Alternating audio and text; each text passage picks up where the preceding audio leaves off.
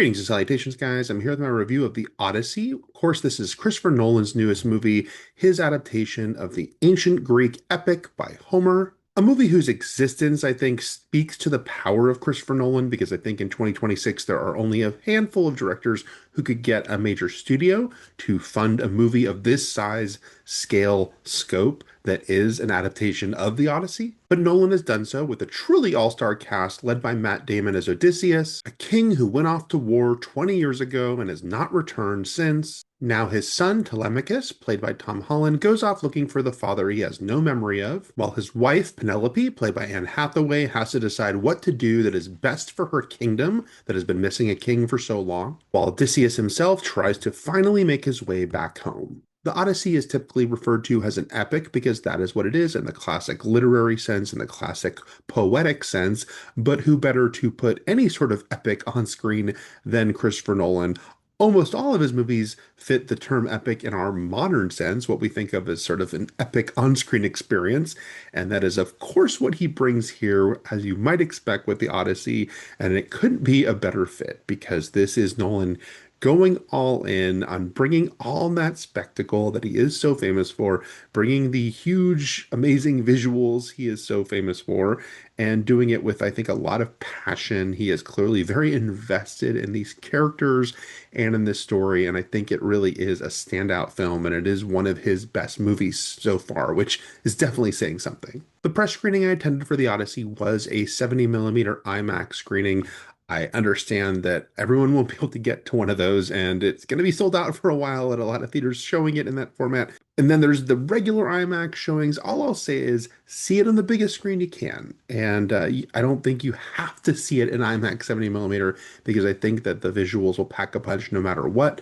But this is a movie where bigger is better. And I think that goes for a lot of Nolan. I mean, he so embraces the IMAX format he has for a long time.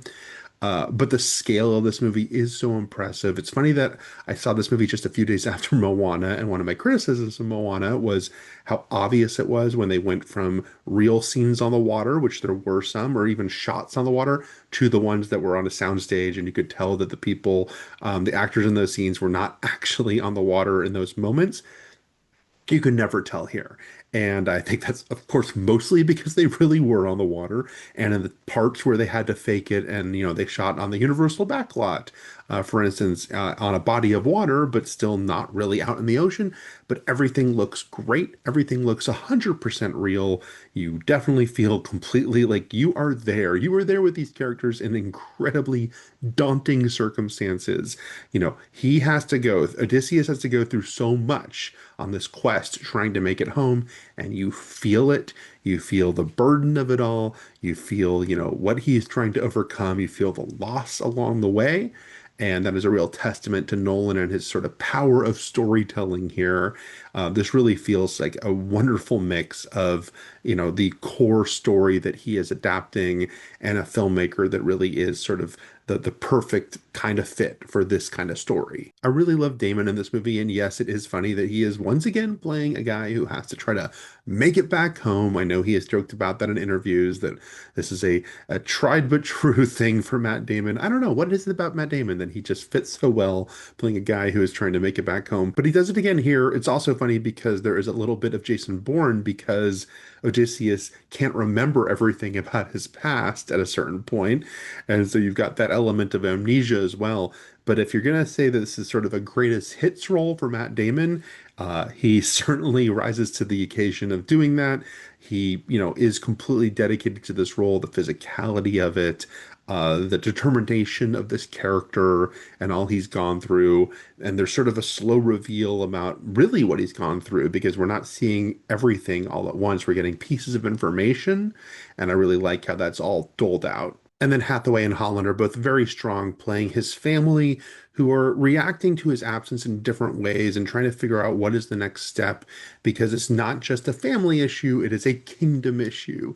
And as much as Odysseus' son wants to sort of hold off on anything happening because he wants to find his father, he's so sure his father is alive out there, Penelope, she has to look at the more practical side of things and say, I don't really want to marry anyone else, but I might have to because the kingdom is going to possibly collapse if I don't find someone else to become the new king. And I think that that conflict between what your personal want is and what might be the greater good is explored very well by these actors. And yeah, then it feels like everyone else who walks on screen is famous. And it's pretty funny because it's just Robert Pattinson is there, and hey, it's Mia Goth, and there's Zendaya, and there's Charlize Theron, and Elliot Page, and Lupita Nyong'o, and it is just an embarrassment of riches. Some of these actors have very sizable roles, some of them have pretty small roles, but I think everyone is giving their all. I think that they are all thrilled to be working with Christopher Nolan, whether they have worked with him before or this is their first time doing so. I really enjoy Robert Pattinson here playing such a sort of slimeball character. He is one of the suitors of Anne Hathaway. It's funny how the word suitors is just sort of this evil villainous group here because they're all trying to woo Penelope, but you can tell that it's all opportunistic and none of them really have feelings for her. But Pattinson is the one that we focus on the most. He is having a great time here playing just this really creepy guy, and the way he's always sort of watching from the shadows. And there's a little bit of a, Yago thing going on. He likes to manipulate. He likes to try to, pit people against each other. He is willing to really, do awful things if he needs to. And I think it is a really enjoyable performance from one of our more interesting actors. As the years have gone on, it's really been fun to see Pattinson make these really odd and interesting choices. I really like John Leguizamo, who plays a trusted advisor to Odysseus. He has one of the larger roles in the movie, and he's playing against type in a lot of ways. It's not really a comedic role. It's not humorless either. But he's also playing older for much of the movie, even though there's some scenes set 20 years before. For a lot of it, he's in old age makeup and playing this guy who's mostly blind. But he brings sort of the wisdom this character needs to have. He really exudes that, the warmth, the belief he has in that there's got to be something better around the corner as things are getting worse and worse in this kingdom. And then on the flip side, as far as someone who has a lot less screen time, but still absolutely steals the time she has, is Samantha Morton as Cersei, one of the people that Odysseus encounters along the way on his journey to get home. Morton's always been an excellent actress. It feels like she doesn't get as many high-profile roles as she should. But she has, kind of a little mini monologue in this movie that she just absolutely kills, really brings such a sort of fierceness to it, and you kind of understand everything about her in a very short amount of screen time. And it really does leave a huge impression, which is saying something because there's so much going on in this movie.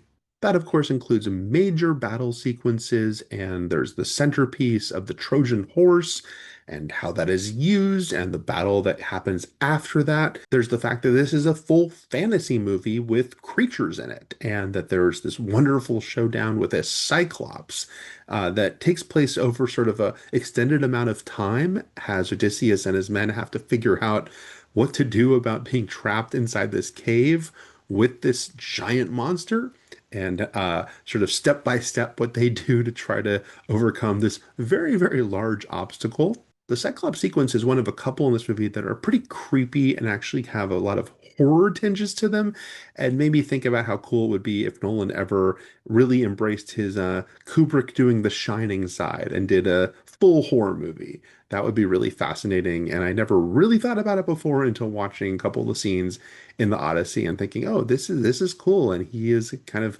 working in a different area here, and he has got some interesting tones he's playing in, and I'd love to see him delve into that even more, having now seen what he did in the Odyssey. The structure of this movie is purposely discombobulated in that we are going back and forth through time, 20 years earlier, the present day for the characters, but then moments in between, and then, leaping back and forth. It's never really staying, going in a linear fashion at any point, switching locations. But I think that Nolan does it in a way that it's almost never really confusing. You can understand pretty quickly where and when we are, based on the visual language, based on how the characters look, the settings, and I think it really works to kind of put in the puzzle pieces. Like I said, especially for Odysseus himself, as we kind of understand his perspective and what he has learned out there, it is very interesting how we get that little piece by piece dynamic.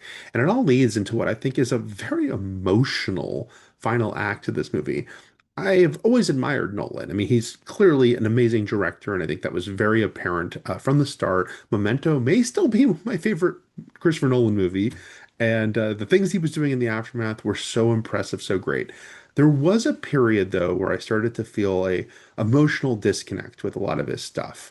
And I was like, well, this is technically fantastic and amazing, and the scale is great, but I'm not really dialed in and connecting with the story and the characters in a way I wish I was more, admiring from afar. This was the era of Inception and The Dark Knight Rises and some things that were massive hits and very beloved movies.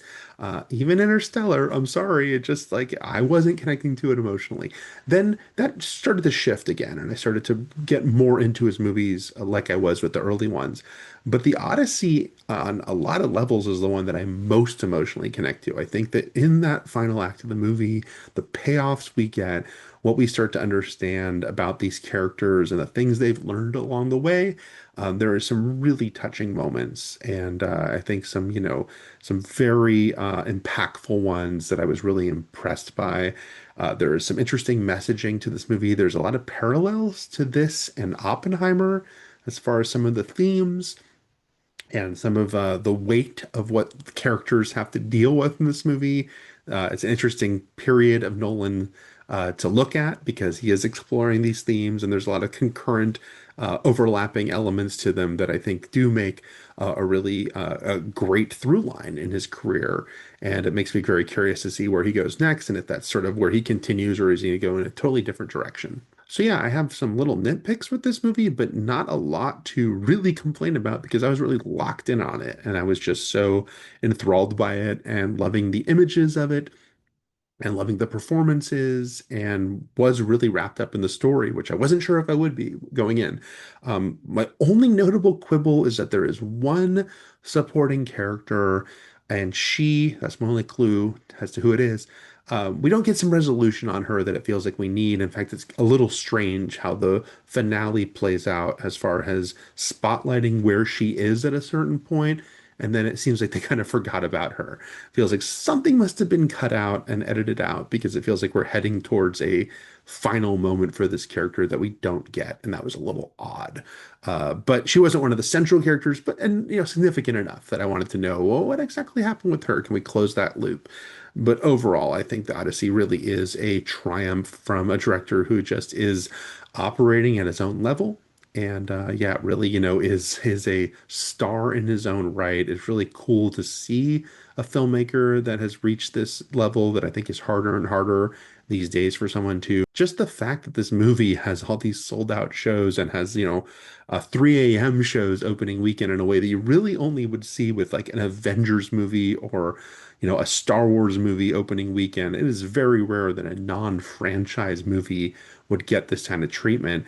And it's really based on him as a filmmaker, on Christopher Nolan being a brand onto himself in a way that, Spielberg, Cameron, so few filmmakers can achieve. And he's earned it, because you do understand that when you buy a ticket to a Christopher Nolan movie, you're going to get a special experience. And this one, for many reasons, I think was really kind of elevated for me. And I felt like, oh, this is kind of a very pure Christopher Nolan experience. It's giving you all those things you want, and then it did just kind of affect me a little bit more emotionally, and that was a very cool sensation to have to realize I was connecting with it on a different level than some of his other movies that I thought were still amazing, still spectacle, but maybe weren't quite as immersive as this one is. So yeah, really dug the Odyssey. I cannot wait to see it again. I'm gonna have to see it again in IMAX 70 millimeter, although I'm gonna have to wait a few weeks, I think, because I was not lucky enough to buy one of the tickets for opening week. I know I'm lucky to have seen the press screening in that format, but yeah, I'm gonna have to wait till they add some more show times, I think, and I'm sure it's gonna be sticking around in that format for a while, I think, because people certainly want to see it that way, and it is well earned. But like I said, if you see it in any theater, I think you'll still get a really cool experience. And if you see it on any sort of big screen, you'll especially get a cool experience. So those are my thoughts on the Odyssey, which will be in theaters everywhere, really everywhere this coming weekend. If you can like and subscribe, that would be an epic unto itself. Thanks a lot, guys.